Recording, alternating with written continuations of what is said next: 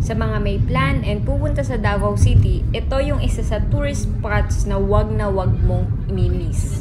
Ito ay ang Japanese Tunnel. Ang tunnel na ito ay gawa po noong 1942 during World War II. And ang mga naghukay or nagbutas ng tunnel mismo nito ay mga Filipino.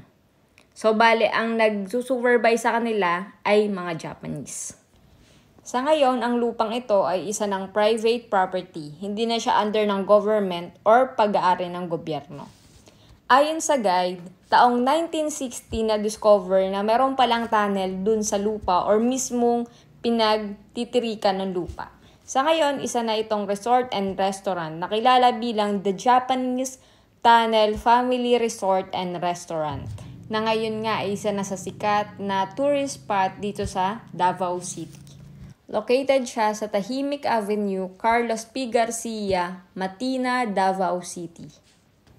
Sobrang mura lang ng entrance fee niya kasi sa 50 pesos makakapasok ka na. Ayan, so open siya sa public kahit di ka kumain sa restaurant nila, walang problema. After mong mag-register, pagsusuotin ka ng helmet. Ayan, so for protection siya kasi hindi natin alam na baka mamaya may malaglag dun sa taas.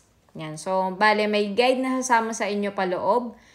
For 15 to 20 minutes lang, nakabalik na kayo. So, depende sa inyo kung matatagal na kayo mag-picture or video. So, ganon. Super lapit lang niya. Kasi, originally, sabi nung guide, 7 kilometers daw talaga yung haba nito. And yung dulo nun, river na. Pero sa ngayon, dahil private property na nga yung iba, so, pinaklose na yung passage. Yung iba. Kasi marami din siyang daanan talaga. Yun. Ayan. So, itong mismong rehas na yan, sabi nung tour guide, dyan mismo kinukulong yung mga Pinoy na nagkaroon ng kasalanan sa Hapon. Ayan. So, 5 to 6 na tao yung kasya dyan sa maliit na maliit na rehas. Ayan. So, yung tagal ng pagstay nila dyan, depende daw kung kailan sila palalabasin ng Hapon.